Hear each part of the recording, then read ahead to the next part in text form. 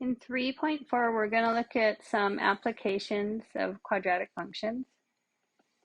In this first example, we have these two positive numbers. One of the numbers, we're going to call it x. Now, when we add these two numbers together, the sum is going to be 22. In part A, we're supposed to write the other number in terms of x. So that would be 22 minus x. Because when I add 22 minus x to x, I get 22. If you don't see that, you can just write some generic variable, say y. So you know that x plus y is going to be equal to 22. And if you just solve for that variable y, you get 22 minus x, which is what they're actually looking for, not the y, the 22 minus x. Part B, what is the restriction on x? You can think of a restriction as a domain. It's the values that we can use for our x. Now, since x is positive, I know that it has to be greater than 0, so that's one restriction. And I know that when I add x to another positive number, the sum is going to be 22. So I know x has to be smaller than 22. So this is going to be the restriction on my x values. So as I solve this, if I get some other value for x that's not between 0 and 22, then either there's no solution to this problem, or I did something wrong and I can double check my math. Part C says to write a function representing the product of the two numbers. So since it says write a function, I'm just going to use f of x, and I'm going to find the product or multiply the two numbers. One is x, the other one is 22 minus x. And that's the function, but I think I'm going to get rid of the parentheses and see about writing this in a better way. So 22x minus x squared. So notice if I rearrange, I get f of x equal to negative x squared plus 22x. So this is a quadratic function. And in fact, it's got a negative in front of the x squared, so the parabola, if I were to graph it, would be opening downward. Which makes sense when I look at part D, because part D says determine the numbers to give a maximum product. Okay, so here we're looking for a maximum. Whenever you are asked to find a maximum or a minimum, and your function is quadratic, that max or min is going to happen at the vertex. So our function is going to be a parabola that opens down. So the highest point is going to be our max, which again is going to be at the vertex. So to solve this, all I have to do is find the vertex. And I can use the fact that in the vertex, x is equal to negative b over 2a. A in this case is -1 and b is 22. So I have negative 22 over 2 times -1, which gives me a positive 11. And that's one of my numbers is 11. The other number is 22 minus 11. So the other number is 11 as well. These are my two numbers. They're positive. When I add them together, I get 22. So to answer the question, it says determine the numbers that give a maximum product. Well, the numbers are 11 and 11. So if I were to answer in a sentence, I would just say the numbers are 11 and 11. So again, if your function turns out to be quadratic and you're asked to find a min or a max, just go straight to the vertex. And we're going to do that same type of solving in example 2. In example 2, we have a frisbee and it's thrown, so its height in feet after t seconds is given by this equation. Now, if you look at this equation, s of t equal to negative 16t squared plus 24t plus 4, you might be wondering, oh, why is it s? You would think height maybe h, or just the generic function f. Typically in calculus and physics and other courses, they'll use s of t to describe the position of an object, and it's a common notation that we use. And now here, instead of x, since we're talking about time, we're just going to use t for time. So s of t is the height, t is the time. So you put some time into your equation, you get back your s of t, which is your height.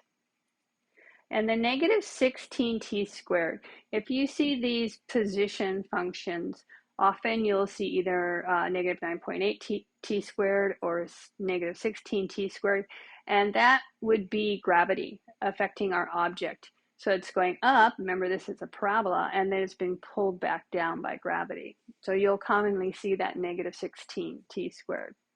If it's 9.8, that would be in meters instead of feet. So the question is, how high is the Frisbee after 1 second? All I have to do there is just put in 1 for t in my function s of t. So that would be s of 1, which is equal to negative 16, 1 squared, plus 24 times 1 plus 4. And I can see that that's going to be 12 after I put in my calculator. So how high is the Frisbee? The Frisbee is 12 feet.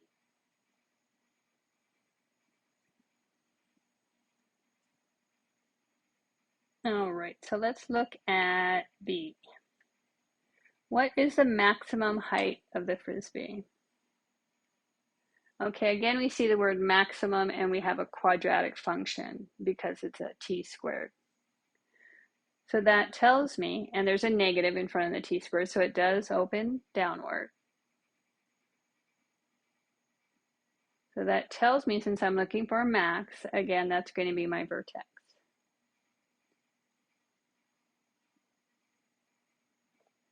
Same thing we did before. We're going to find the t value. It's not an x this time, but it's the same formula. It's going to be t equal to negative b over 2a. And here our b is 24, so we're going to have negative 24 over 2 times a is negative 16. So that would be a positive 24 over 32.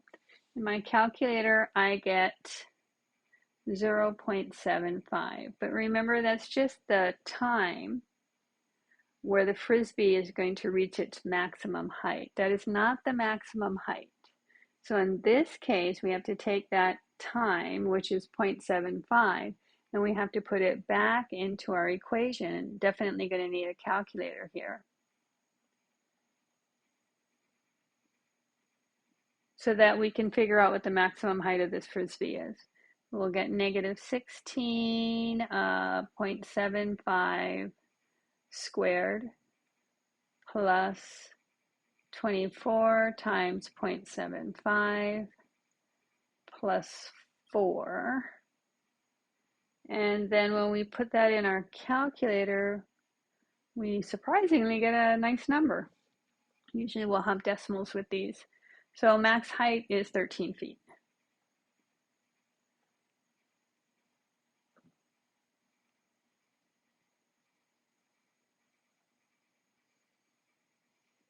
Okay, let's just do one more. This last problem is not a min or a maximum problem. It's a geometry problem. And there's no diagram, so I'm going to draw a diagram just so I can understand what's going on here.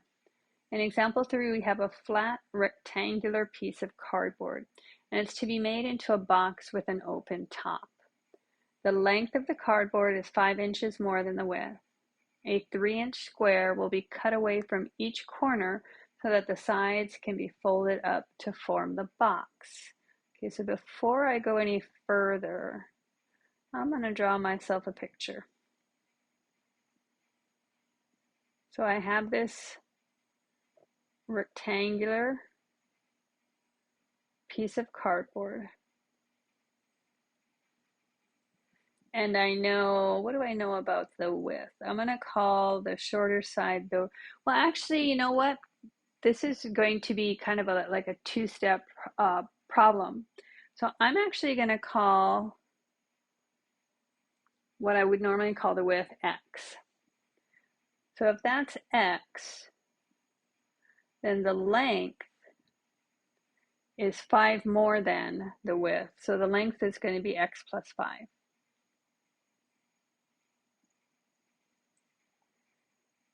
Three-inch squares are going to be cut away from each corner.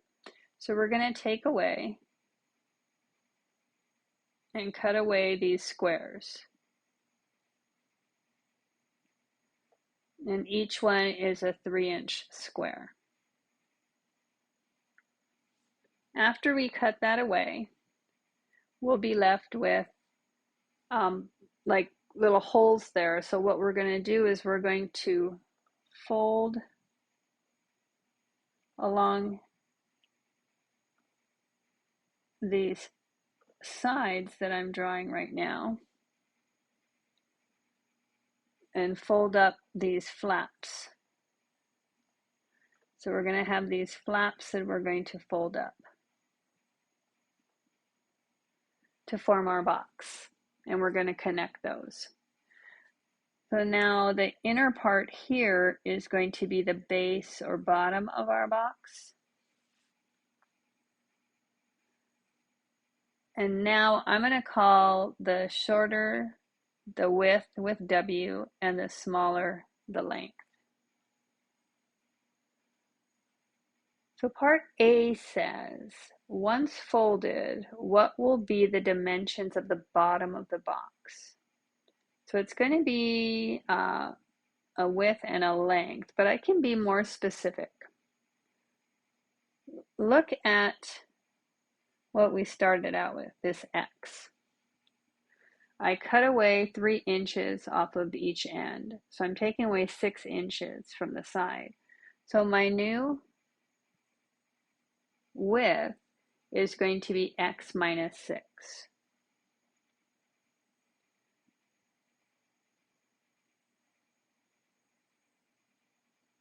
And then when we look at the length for the bottom of our box, it's going to be X plus 5, but we're going to take away those 3 inches, the 3 inches on each corner. So we're subtracting 6 inches, which means our length is going to be X plus 5 minus 6, which is equal to X minus 1. So I have my new width and I have my new length. These are going to be our dimensions. So the length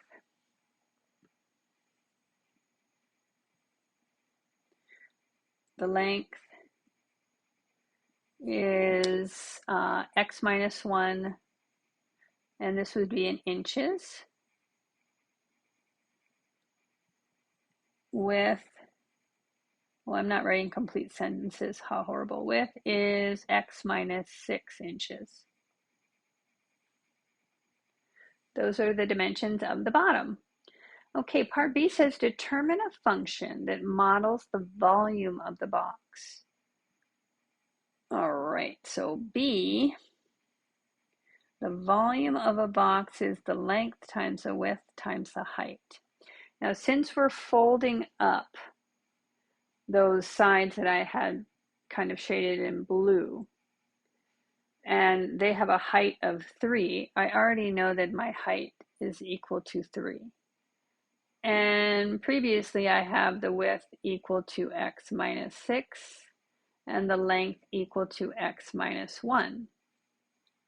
So the volume function that I'm going to write down is going to be x minus 1.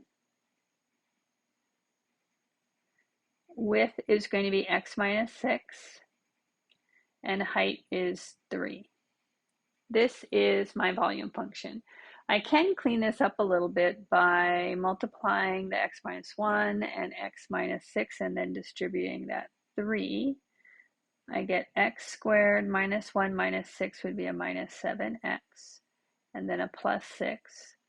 I'm going to multiply that by the 3 to get volume is 3x squared minus 21x plus 18.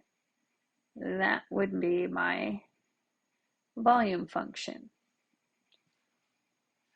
And then part C is what dimensions will give a volume of 450 cubic inches? Well, that's simple. All I have to do is substitute 450 for V. And then I would solve this equation, which is a quadratic equation. So the strategy here is to set it equal to 0 and see if I can factor it, perhaps.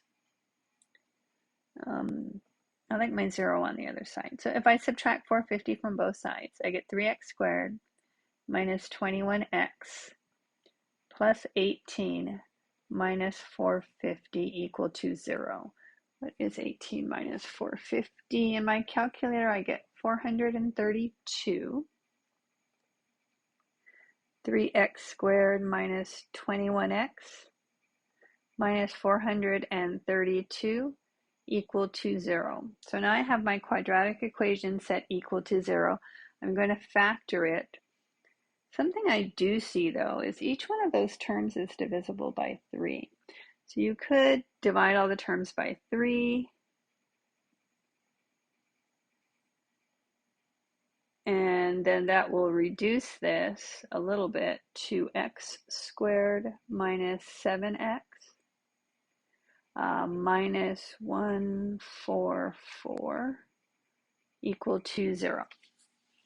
Much nicer. And then this probably does factor. If not, I'd have to use the quadratic formula, which is fine. It looks like it should be x, and there's going to be a 9 and a 16, because that will give me the 7.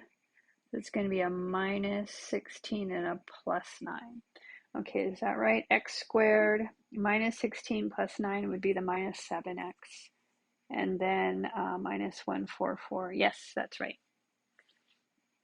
I have my solution set equal to 0. This is x plus 9 equal to 0, x minus 16 equal to 0, x is equal to negative 9, and x is equal to 16. Again, I didn't write down the restrictions for this particular problem. I just went ahead and solved it. But I can't use the negative 9 because x is the length of a side. It can't be negative. So x equals to 16 might work. Let's go back and double check and make sure we don't get any negative values when we put in 16 for x. So the dimensions that we're looking for are going to be the length. The length was x minus 1.